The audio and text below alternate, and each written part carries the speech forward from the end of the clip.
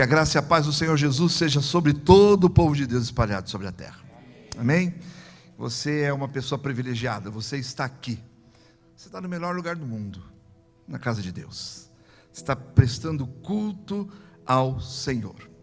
Eu quero, antes de mais nada, mais uma vez, como fizemos hoje no estudo da escola bíblica, agradecer as orações dos amados irmãos. É muito bom ter igreja, família. E essa igreja tem sido uma família na minha vida, na vida da minha família. Agradecer pelas orações nesse período de enfermidades da minha mãe, e agradecer também, depois do seu passamento, todas as mensagens que recebi, todos os carinhos, todos os abraços, alguns que puderam, outros que não puderam, mas também que me deram abraços depois. Hoje ainda recebi muitos abraços. Irmãos, abraço é bom demais, né? É bom, corpo cura. É o que eu digo, igreja é o lugar onde pessoas precisam de Deus e pessoas precisam de pessoas. Então nós precisamos de pessoas, porque corpo cura. Isso é muito bom. Então eu quero agradecer a essa igreja, você que está me vendo. Muito obrigado por domingo passado, né? Foi o passamento da irmã Maria Isabel, hoje minha irmã eternamente, lá na glória. E segunda teve os nossos ofícios fúnebres. E continue orando pela família. A gente vai pelo caminho de vez em quando lembrando de uma coisinha, de outra, mas são aqueles legados, aquelas coisas boas, que você fala, minha mãe falava isso, né? Para os irmãos terem uma ideia, eu e o Marcelo estávamos passando o link para ela agora, antes do culto. Como todo gordinho, amanhã eu começo a dieta. Segunda-feira é o dia internacional de começar a dieta. Todo mundo começa a dieta segunda, né? Eu vou tentar começar amanhã de novo, né? Quem sabe? Mas é só não ficar... É o que eu falei uma vez, a igreja aqui faz tanta comida, tanta coisa, que eu estou esperando o dia da endocrinologista. Então vamos chegar lá para a glória de Jesus. Mas o que o Senhor tem para nosso coração hoje? Qual o recado de Deus? Hoje foi muito emocionante quando duas pessoas vieram conversar comigo, que foram trazidas por uma membro da igreja, uma criança, né, da igreja, trouxe seus visitantes, e depois da aula pude receber um abraço assim, delas chorando, emocionadas, né? Falando assim, puxa pastor, o senhor falou coisas hoje que eu precisava para meu coração ser curado. Meu coração ser curado. Não é que eu sou melhor do que ninguém, é que é bom você saber que você é usado pelo Espírito Santo, que você é instrumento do Espírito Santo de Deus. E sabe, Deus quer que esta igreja, Deus quer que eu e você sejamos tremendamente usados pela ação do poder do Espírito Santo. A grande questão é, todo crente tem o Espírito Santo, mas nem todo crente é cheio do Espírito Santo. Esse é um grande problema. Eu vejo que tem pessoas que até buscam o enchimento do Espírito Santo, mas não permite a ação do Espírito Santo, trava. Eu acho, meus irmãos, que o Espírito Santo de Deus está esperando que nós destravemos, que nós possamos estar dar lugar ao Espírito, como diz o apóstolo Paulo, para que a ação do Espírito, juntamente com a nossa pregação, seja manifestada para o quê? Para comprovar e para dar autoridade à pregação que nós fazemos através da palavra de Deus. E hoje eu quero falar sobre essa autoridade de Jesus revelada, quando ele revelou aos seus discípulos, revelou a 3, a 3, os outros 9 ficaram resolvendo um probleminha lá que não foi resolvido até esses 3 descerem. Quero convidar você para abrir a sua Bíblia no Evangelho de Mateus, capítulo 17, 5, essa passagem também se passa em Marcos, se passa em Lucas, que são os evangelhos sinóticos, né? Não há nenhuma... como eu posso dizer para os irmãos, a Bíblia não entra em contradição, ela é suficiente, mas cada um escreve por uma ótica dentro da mesma ótica nos evangelhos sinóticos, né? Tem texto que fala que foi uma nuvem que cobriu, tem texto que fala que no Monte da Transfiguração estava já à noite e estavam com sono, outros dizem que foi uma visão, outros dizem que foi sonho, mas o que importa aconteceu algo fenomenal, que Jesus levou 3 dos seus discípulos para ter uma experiência fora de série. E Jesus está convidando a mim e a você para começarmos a viver experiências fora de série com o Senhor. Mateus 17, 5 diz: falava ele ainda quando uma nuvem luminosa os envolveu. E eis vindo da nuvem uma voz que dizia: este é o meu filho amado, em que me comprazo, a ele ouvi. Aliás, é a segunda vez que Deus elogia Jesus, né? A primeira foi lá no batismo, e agora aqui ele dizendo, quando Jesus está envolto a Moisés e a Elias. Amém? Vamos orar. Espírito de Deus, mais uma vez, tua é a presidência nesse lugar, nesse momento. Eu quero diminuir e o Senhor crescer. Que o Senhor cresça, eu diminua. Eu me escondo atrás da cruz de Cristo. Eu peço que o Senhor me ajude, pela iluminação do teu Santo Espírito, a explicar esse texto, e que meus irmãos estejam de coração abertos, recebendo também esta iluminação, porque nós vamos sair daqui glorificando o nome de Jesus. Senhor, se for da tua vontade, que nós saiamos daqui também transfigurados, porque o Senhor deu a graça e a misericórdia para aqueles homens verem como serão nossos corpos no céu. Eu quero te louvar por isso, em nome de Jesus, amém. Então Jesus, ele estava passando por momentos difíceis. Irmãos, a Bíblia diz que nós não passamos por provação maior do que a gente possa suportar. Agora os irmãos imaginem, você que está em casa também, as provações que Jesus passava. Ele sendo Deus, ele vindo, ele não pecando. Você imagina as provações que Jesus passava. Eu e você não podemos chegar nem no dedinho, nem na unha, nada de tudo que Jesus passava. Mas a Bíblia diz que em tudo Jesus foi provado e ele não pecou. Graças a Deus, ele foi o Cordeiro imaculado, sem mancha, que veio para pagar o meu e o seu pecado, se apresentar diante de Deus para nos resgatar, para que pudéssemos ter paz para com Deus e pudéssemos ser amigos de Deus. Mas no momento que acontece esta cena, momentos difíceis envolviam o ministério de Jesus, e estava chegando próxima a crucificação de Jesus.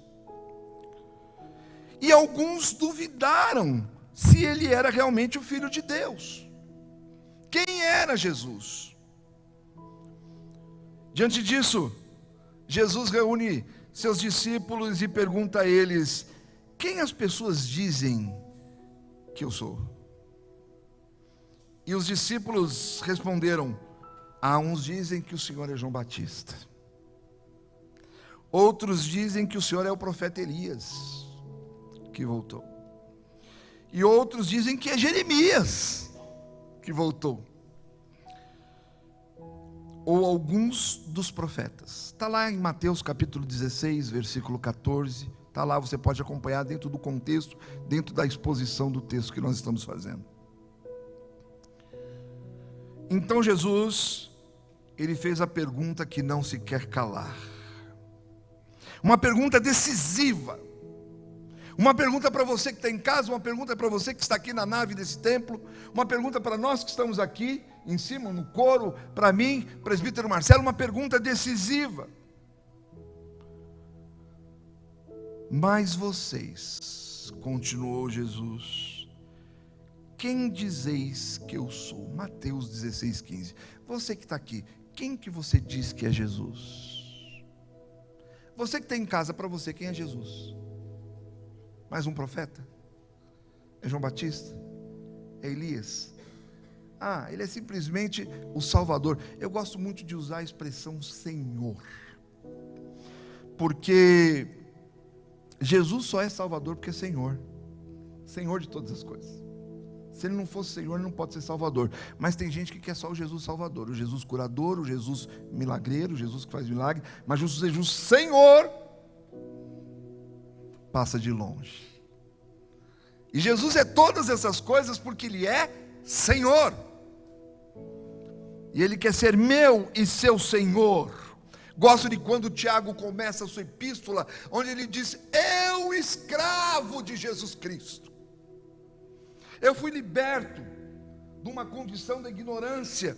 Eu fui liberto, foi para a liberdade que Cristo me chamou. Mas eu fui liberto para ser escravo de Jesus, para servir o meu Senhor.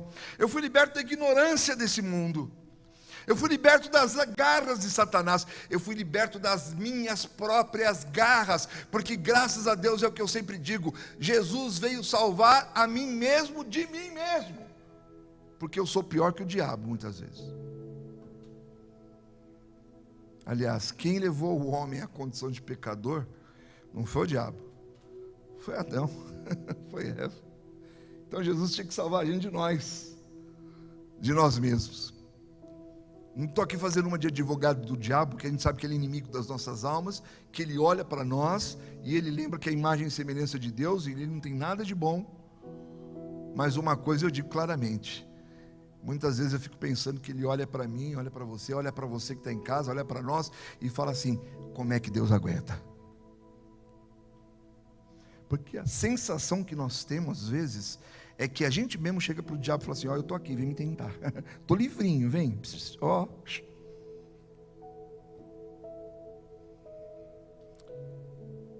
Mas Jesus continuou com essa pergunta crucial: quem dizeis que eu sou? Mateus 16:15. Ao que Pedro, olhem, Pedro prontamente respondeu: tu és o Cristo, Filho do Deus vivo, aleluia. Mateus 16:16. Era essa a resposta que Jesus queria. É essa a resposta que Jesus espera de mim e de você. É essa a resposta que Jesus espera de você que está em casa desesperado, desolado. É essa a resposta que Jesus espera de você que está depressivo em cima de uma cama. É essa a resposta que Jesus espera de você que está ali desanimado com as situações da vida, da política, do mundo. Jesus espera que o Senhor é o Senhor da minha vida. Tu és o Deus vivo, o Cristo, o enviado, o ungido, o Filho de Deus. Essa mesma resposta que Jesus quer ouvir de nós hoje. Sabe como é que chama isso? Confissão de fé. Isso é a verdadeira confissão de fé, sem receios e sem dúvidas. Tu és o Cristo, tu és o Cristo, Filho do Deus vivo, que habita em mim, que opera em mim, que atua em mim. Cristo vive em mim. Havia uma canção que a gente cantava antigamente, não repare, eu lembro de música antiga, mas não é, que eu ouvi, entendeu? Né? Mas era mais ou menos assim, alguns se lembram, era: Cristo vive em mim, aleluia, Cristo vive em mim, aleluia, oh que maravilha é que Cristo vive em mim. Alguém lembra dessa canção? Por favor, me ajuda. Ergue a mão, me ajuda. Eu não estou condenando a sua idade, é amor. Fala assim: pastor, eu lembro, por favor. Quem nunca tinha ouvido, por favor? Quem nunca ouviu? Acabou de ouvir, irmão. Então, vamos tentar. É assim, ó. Vamos ficar em pé. Eu sou meio assim. É Cristo vive em mim, aleluia. Cristo vive em mim. Ó que maravilha é. E ó, eu sei essa música até na linguagem de sinais. Que Cristo vive em mim. Depois é Cristo vive em ti, para a pessoa que está do seu lado. E depois é Cristo vive em nós. Tá bom? Vamos lá, vou tentar fazer os sinais, esse eu lembro. Cristo vive em mim, aleluia. Cristo vive em mim, aleluia. Oh, que maravilha é que Cristo vive em mim. Cristo vive em ti? Cristo vive em ti, aleluia. Cristo vive em ti, aleluia. Oh, que maravilha, maravilha é que Cristo vive em ti. Não é assim, tá?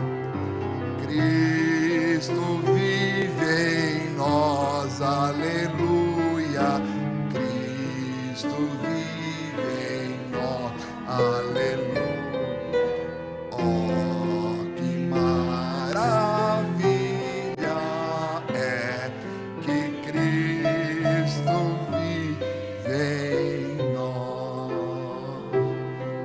não é maravilhoso? Quem crê que isso é maravilhoso? Diga amém. Posso ouvir um aleluia de igreja? Por que a gente não dá lugar ao Espírito e diz aleluia? Você pode dizer aleluia, não é pecado não. Vamos mais uma vez, aleluia. Repita comigo: Cristo vive em mim e quer se manifestar através de mim.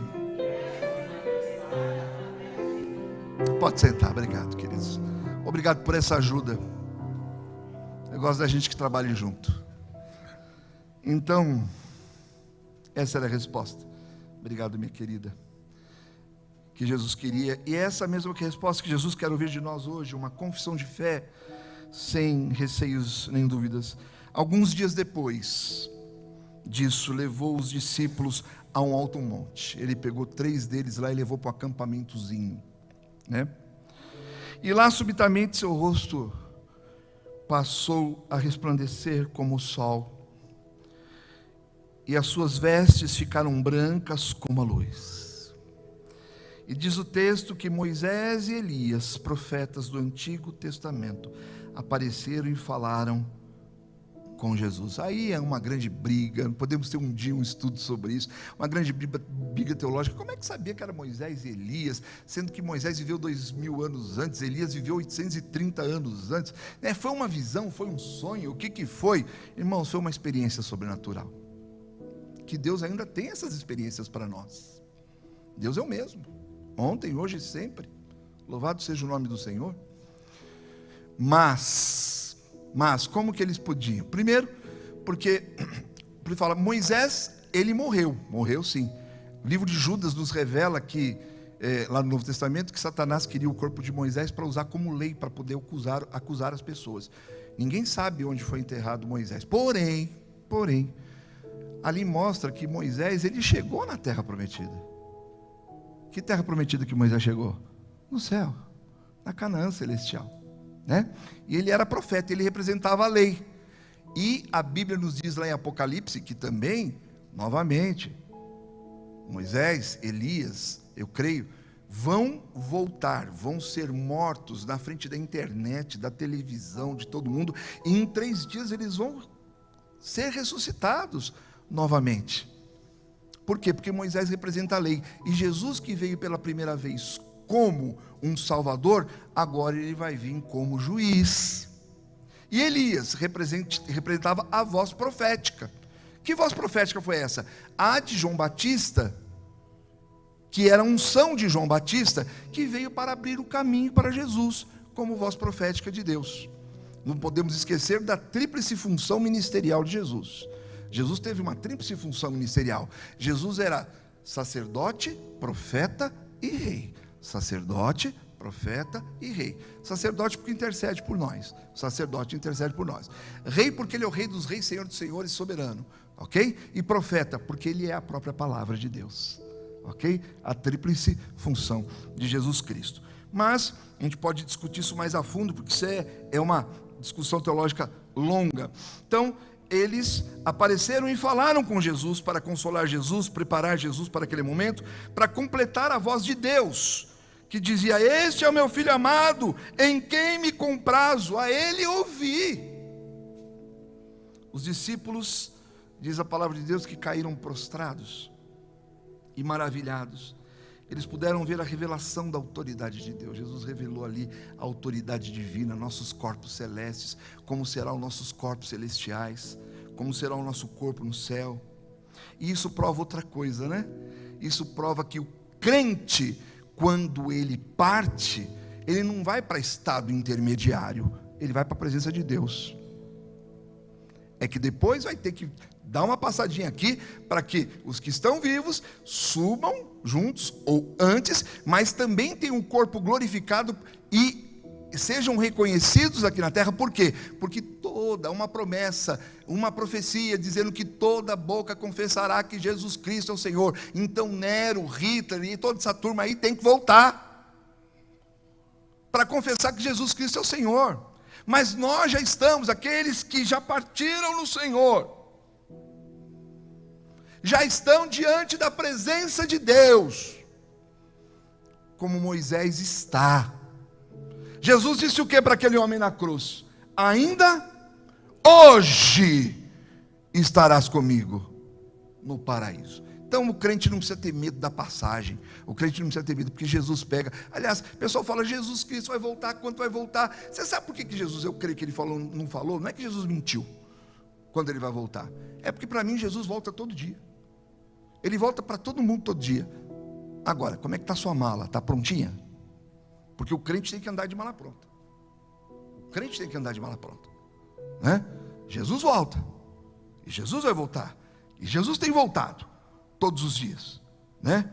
Então diz a Bíblia que os discípulos caíram prostrados e maravilhados, e eles puderam ver a revelação da autoridade de Jesus.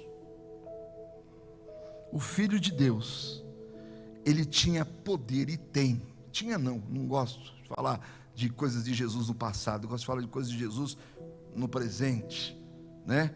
Aliás, tem uma expressão no grego, que é uma expressão verbal chamada auristo, que não é o nosso gerúndio, mas é continua fazendo. Continua fazendo. Não é continuando, é continua fazendo agora. Você vai aprender no seminário o auristo. Não fica nervoso, fica calmo. A gente chega lá. Tá bom?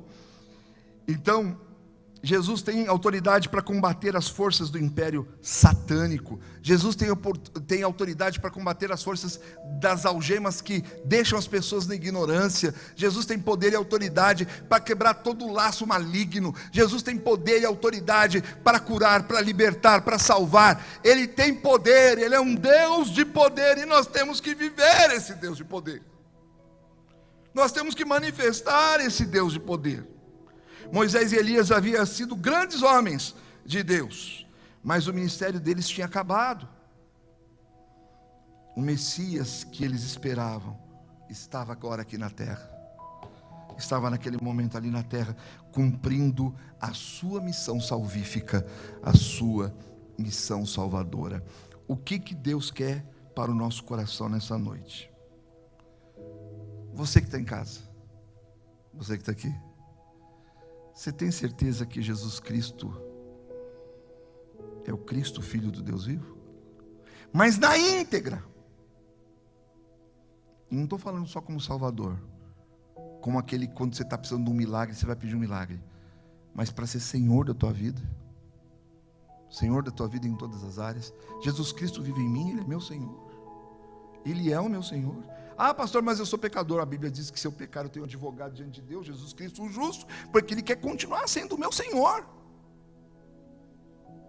Ele quer continuar sendo o meu Senhor, e Ele tem poder. Então, meus irmãos, que nesta noite, nessa semana, você guarde isso no seu coração. Eu preciso confessar, eu preciso viver a minha confissão de fé. E qual é essa confissão de fé? Sem dúvidas, que Jesus Cristo revelou sua graça salvadora a mim e o seu poder, e Ele continua revelando esse poder para nós. Você sabe por que Ele fez isso? Porque logo quando você pegar lá, aqui depois, quando eles desceram do monte da transfiguração, que estavam vindo de Elias, falando de Elias ali, ele se encara a partir do versículo 14 do capítulo 17, com um rapaz que ninguém conseguia segurar. Tinha um pai, o rapaz se batia de tudo quanto é lado, muitos demônios, se batendo, aquele pai sofrendo há anos, e Jesus chega para aquele pai e fala assim: você quer que eu possa libertá-lo? Aí Jesus diz, aí aquele homem, aquele pai diz: eu creio, mas antes de tudo, Jesus, eu peço que o Senhor trabalhe na minha fé. Sabe o que Jesus tinha feito com Pedro, Tiago e João? Quando eles viram esse poder de Deus lá, Moisés, Elias, aquela transfiguração toda, Jesus tinha trabalhado na fé deles. Tanto que a Bíblia diz, se você for continuar lendo, e sei que vai, porque o pessoal de Jequié não continua, mas vocês continuam.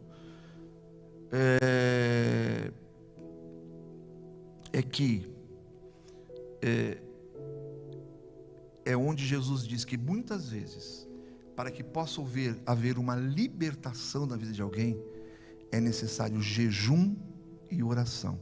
E nós crentes, muitas vezes nós crentes históricos, nós não acreditamos nisso, no poder do jejum e da oração. E Jesus disse que a única maneira que se tinha, sabe por quê? Porque o poder de Deus quer ser revelado a nós, como foi para Pedro, Tiago e João. E a Bíblia diz que os outros 9 estavam lá e não conseguiam expulsar o demônio daquele homem. Quantos endemoniados passam por nós do lado, você nem sabe. Mas a hora que eu e você formos cheios do Espírito, eles não vão aguentar, eles vão cair prostrados. Pum! Vão se manifestar. E você vai só interceder. E essa pessoa vai ser liberta. E ela vai crer em Jesus Cristo como o único Senhor e Salvador da vida dela. Porque Jesus quebra as amarras. Jesus quebra as algemas. Jesus tira da ignorância. Jesus continua trabalhando. Jesus entra no teu lar. Jesus transforma. Porque Jesus é o próprio poder de Deus. Aleluia. Então creia nisso. Creia nisso. Tu és o Cristo, o Filho do Deus vivo, e que essa seja a nossa confissão de fé, sem dúvidas, pois Jesus nos revelou a sua graça, o seu amor e o seu poder. Seja abençoado, em nome de Jesus.